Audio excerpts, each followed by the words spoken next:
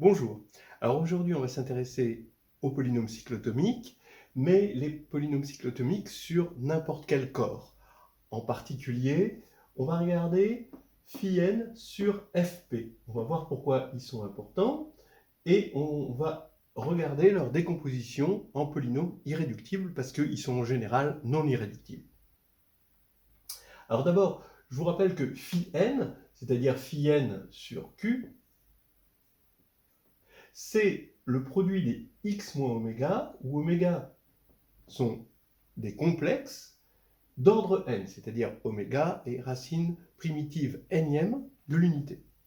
Bien, on sait que ces polynômes sont dans z de x, c'est une simple récurrence. Alors, ils sont irréductibles sur q. Maintenant, en fait, à partir du moment où ils appartiennent à z de x, on va pouvoir les définir dans n'importe quel corps. Parce que si le corps est de caractéristique 0, c'est une extension de q, donc on garde le même polynôme. Si le corps est de caractéristique p, alors, eh bien, on va définir pour ce corps le polynôme φn k, pour le corps k, sur fp, d'accord ? Et c'est simplement la réduction modulo p de tous les coefficients de φn qui sont dans z. En général, quand quelque chose est bien défini dans z, après, il n'est pas difficile de le définir sur n'importe quel corps. De cette même manière, φn fp, c'est simplement φn bar, c'est-à-dire le polynôme φn où on a réduit modulo p, donc on regarde tous les coefficients dans fp, dans z sur pz, de φn. Bien. Alors, on est dans le cas où p est premier, ne divisant pas n.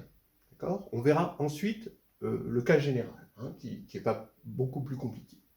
Alors, φn bar, il se trouve que le théorème dit que c'est le produit de S polynômes irréductibles distincts. Ils sont 2 à 2, distincts.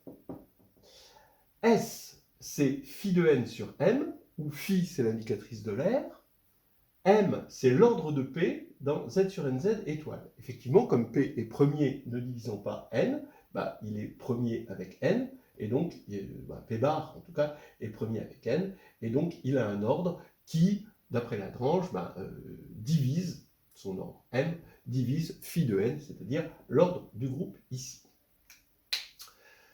Vous trouverez donc ce théorème dans Carnet de voyage en algébrie, chapitre 4, 2.31. Alors, je vais préciser le théorème. Le degré de pk, c'est m, d'accord ? Bon, ce qui fait finalement que, donc ils sont tous de degré égal, donc il va en avoir s fois m, c'est-à-dire phi de n, c'est logique, parce que phi n est unitaire, donc il va conserver son degré, qui est justement phi de n, et on peut même préciser la tête du polynôme irréductible, en le décomposant dans une extension de fp, c'est-à-dire c'est le produit pour t égale 0 à m-1 de x moins zeta puissance p puissance t. Voilà. Où zeta, ça va être une racine de pk. Alors, on va décomposer la preuve. Premier point, phi n bar n'a que des racines simples. Alors, des racines simples, évidemment, dans une extension de fp. On suppose qu'on l'a complètement scindé, quitte à prendre une extension. Alors effectivement, d'abord, xn moins 1 n'a que des racines simples. Alors pourquoi ? Parce que si on prend zeta une racine nème de l'unité, dans une extension de fp, eh bien on va avoir forcément que le polynôme dérivé ici ne s'annule pas en zeta. Et ça assure que la racine est simple. Alors, le polynôme dérivé, c'est n xn-1. En zeta, ça fait n zeta puissance n-1. Et c'est différent de 0. Pourquoi ? Parce que zeta est non nul, bien sûr, puisque zeta n égale 1. Et 1 est différent de 0. Et n est aussi non nul, parce que p ne divise pas n. Je le rappelle qu'on est dans z sur pz, donc il fallait vérifier ça. Et c'est là où l'hypothèse prend toute son importance. Voilà. Alors maintenant, oui, il n'a que des racines simples, étant donné que dans Z, on a xn moins 1 qui est égal au produit des d divisant n de phi d, c'est la formule fondamentale qui finalement donne une récurrence sur les phi n, eh bien, on a que forcément, phi n va diviser xn-1, comme xn-1 n'a que des racines simples, dans une extension, phi n aussi. Je vous rappelle que, étant donné qu'on a cette égalité dans z de x, eh bien, on va avoir la même décomposition dans z sur pz de x, c'est-à-dire fp de x. Voilà. Donc déjà, voilà une première chose. Deuxièmement, j'affirme que si phi n bar, alors phi n bar, c'est exactement phi n de fp, je vous le rappelle. Si zeta annule phi n bar, avec zeta dans une extension k de fp, alors j'affirme que zeta est exactement d'ordre n dans k étoile.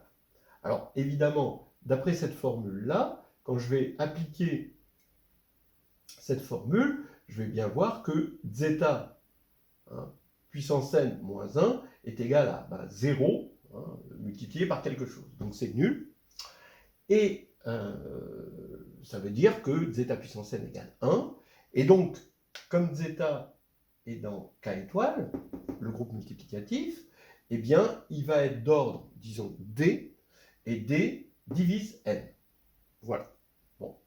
Pour l'instant, on veut montrer que c'est exactement n. Donc, par l'absurde, on va supposer que d divisant n n'est pas égal à n.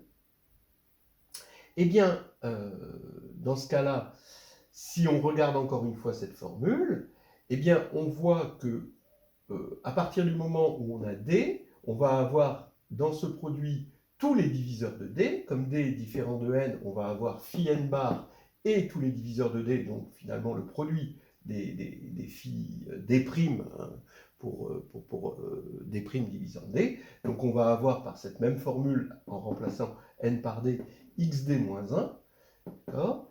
Et ici, on va avoir phi n bar, d'accord, qui est distinct, qui s'est détaché, parce que d est différent de n. Et ça va diviser xn-1 d'après cette formule. Bien, ça veut dire que zeta, maintenant, s'il est d'ordre d, eh bien, il annule ceci et il annule cela.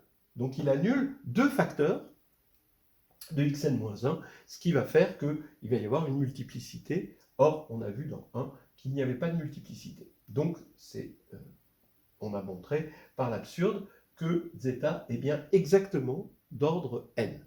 Je vous rappelle que ça a vraiment demandé que p ne divisait pas n. Ça, c'est important. Vous regardez juste pour phi p, et bien vous verrez que c'est faux. L'ordre, ce sera 1. Bien, troisièmement. Maintenant, le troisième point, il est indépendant des deux premiers. Regardez, on prend P dans K de X, avec K une extension du corps Fp. Alors, on va avoir un critère pour pouvoir dire que P appartient à Fp de X, d'accord, c'est ce qu'on appelle un théorème de descente, en théorie galoisienne. Mais là, bon, c'est pas la peine de faire appel à toute la théorie galoisienne. Ben, c'est vrai si et seulement si le Frobenius fixe P. Alors, ça fait penser au fait que quand on a P, un polynôme dans C de X, eh bien P est dans R de X, si et seulement si le bar, donc la conjugaison complexe, fixe P. Alors, qu'est-ce que c'est que le Frobenius? Je vous rappelle que FR du polynôme somme de AI xi, eh bien, c'est somme de AI puissance P xi. Voilà. Ben oui, c'est évident, ça, c'est le troisième point est assez simple. Ça vient du fait qu'on veut regarder, il est dans Fp, si et seulement si tous les coefficients de P sont dans Fp, donc tous les coefficients doivent vérifier AI puissance P égale AI. C'est un si et seulement si. En effet, Fp, c'est l'ensemble des A dans K, tel que AP égale A. Vous vous en convainquez facilement, parce que Fp, il est inclus dans K. Donc, si vous avez A dans Fp, alors AP est égal à A, c'est simplement Fermat. Et réciproquement, étant donné que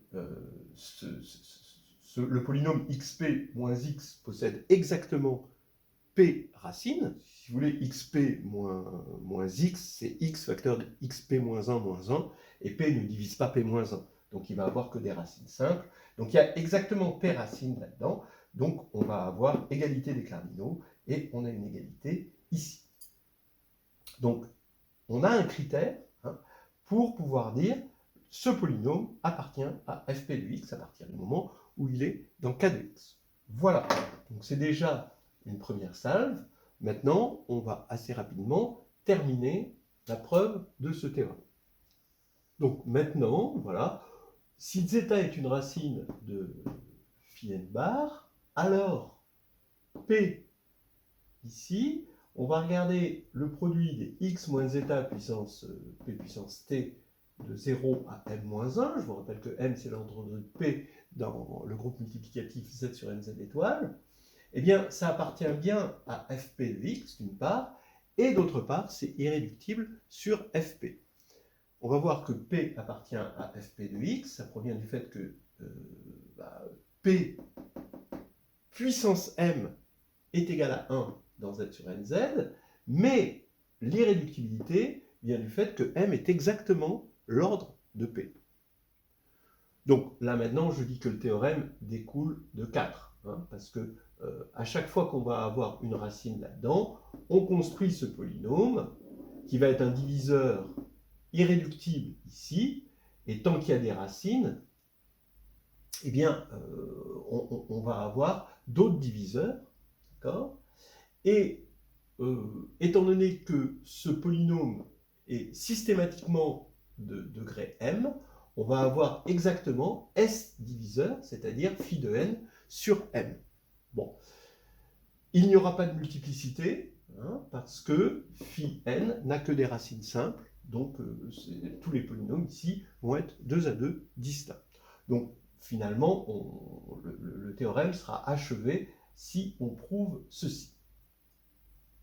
Alors regardez, je vous rappelle que le Frobenius ici, qui a A dans K donne A puissance P, c'est un automorphisme de corps, ça c'est un grand classique, et c'est un petit peu moins classique, ça implique que le Frobenius, quand il va de K de X dans K de X, où on applique chaque coefficient, on applique le Frobenius ici, j'ai mis le même nom, à tous les coefficients, on applique le Frobenius à tous les coefficients, ici, eh bien c'est un automorphisme, cette fois-ci, d'anneau. Bon, ça c'est assez clair. La compatibilité avec la somme, eh bien, ici, de FR avec la somme, ça vient de la compatibilité avec la somme sur K, parce que les coefficients s'ajoutent. En revanche, les coefficients, ils ne se multiplient pas. Comment dire, les coefficients du produit, c'est donné par le produit de Cauchy.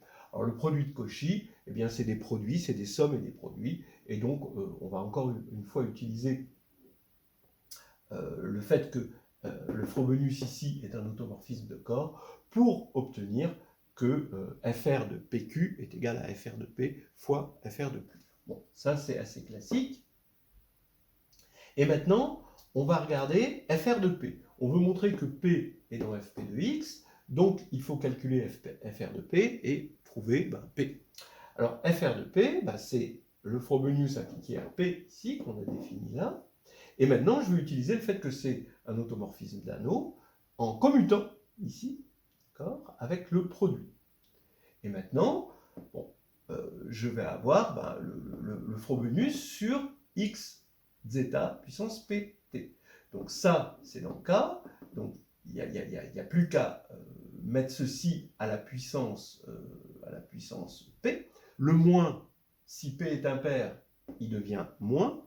Si p est pair, ça devient plus, mais plus c'est égal à moins. Donc on va avoir le produit pour t égale 0 de n-1 de x moins zeta p t plus 1. On a incrémenté ici. Donc vous voyez qu'il y a un décalage ici, et pour montrer que c'est exactement le polynôme de départ, il faut juste montrer que pour m-1, pour t égale m-1, on va avoir zeta p puissance m, que c'est égal à juste zeta. C'est-à-dire qu'on va retomber sur le cas t égale 0. Comme ça, on va avoir une action cyclique, et on va retomber sur nos pattes, on va obtenir à nouveau P. Donc, on va regarder ce qu'on a ici. On a x moins zeta puissance P puissance m, mais zeta P puissance m, comme P puissance m est égal à 1 modulo n, d'après ce qu'on a dit ici, ça va nous faire zeta kn plus 1, avec k un entier, et comme zeta puissance n est égal à 1, on va avoir juste zeta.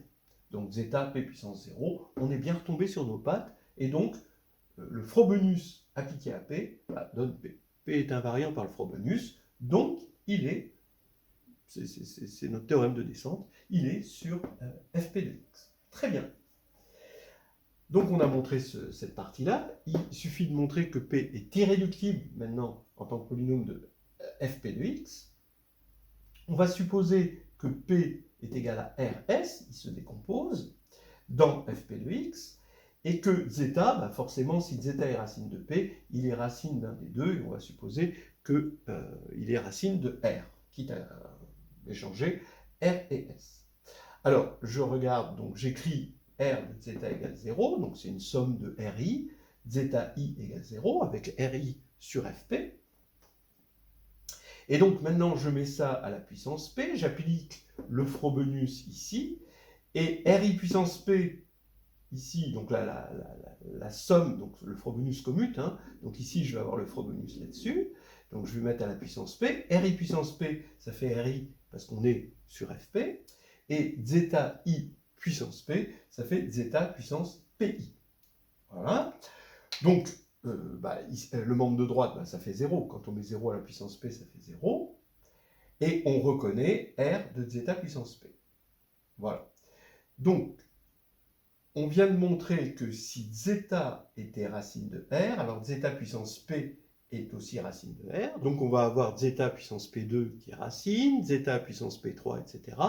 Jusqu'à zeta puissance P, m-1 qui est racine, d'accord, de R. Et maintenant, quand on continue, on va avoir zeta puissance Pm, mais zeta puissance Pm, on a vu que c'était égal à zeta. Donc on retombe sur nos pattes. Maintenant, on va avoir tous les zeta puissance P puissance T, où T va de 0 à m-1, qui sont racines. Je vous dis, pour m, c'est pas la peine, parce qu'on retombe sur 0. Donc on ne va pas avoir des racines supplémentaires, d'autant plus qu'il n'y a pas de multiplicité.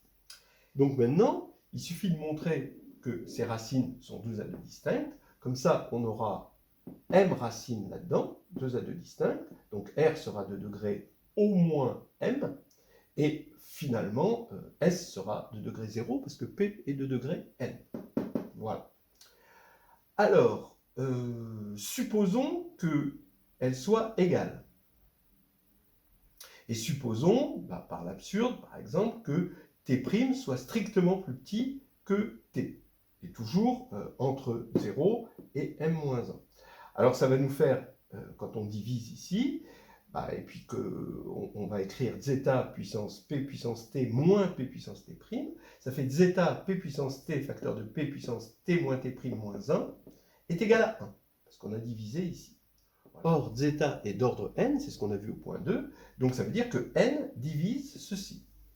Voilà, donc n divise ça, et n est premier avec P, donc par le lemme de Gauss, n divise ceci, voilà, mais comme T moins T' est strictement plus petit que m, parce qu'on a pris T' plus petit que T et strictement plus petit que m, et plus grand que 0, eh bien ça voudrait dire qu'il y aurait un élément m', ici, qui serait strictement positif, et tel que P puissance m' serait égal à 1 modulo n. Mais ça, c'est pas possible, parce que m, c'est exactement l'ordre de P modulo n. Voilà. Voilà, on a montré notre théorème. Il ne nous reste plus qu'à faire un petit épilogue avec des goodies. Voilà, on va terminer sur un petit épilogue afin que la fin ne soit pas trop brutale et de se quitter en douceur. Bien, alors, corollaire. D'abord, si Z sur NZ étoile n'est pas cyclique, parce qu'en général, c'est pas cyclique, d'accord, c'est cyclique uniquement pour 1, 2, 4, donc n égale 1, 2, 4, un p puissance k avec p premier impair et 2 p puissance k, bien, alors quand on est en dehors de ces situations-là, c'est pas cyclique. Par exemple, pour n égale 8, hein, déjà, ça va commencer la non-cyclicité. Alors, bah, vous voyez bien que m, l'ordre de P, ne peut pas être égal à l'ordre du groupe, sinon on aurait un générateur, et donc on aurait un groupe cyclique. Et donc, phi n bar n'est pas irréductible, puisqu'il posséderait phi de n sur m, facteur irréductible distinct. Bien. Ce qui est impossible pour un polynôme irréductible. Entre parenthèses, dans le carnet de voyage en Algérie, on a la preuve, vous pourrez trouver la preuve, que seuls ces cas-là donnent des groupes multiplicatifs cycliques. Alors maintenant, on termine sur le théorème. On veut regarder le cas général de ce théorème-là, qui n'est pas beaucoup plus difficile, et on se doute un petit peu du résultat. Je suppose toujours que P ne divise pas N, mais cette fois-ci, je veux calculer modulo P, d'accord, phi indice NPL. Donc ça veut dire que ici, j'ai toujours, comme P ne divise pas N, phi n bar, j'ai toujours sa décomposition irréductible qui vient du théorème, mais maintenant j'affirme que phi n P puissance L bar, et bien sa décomposition irréductible, c'est ceci.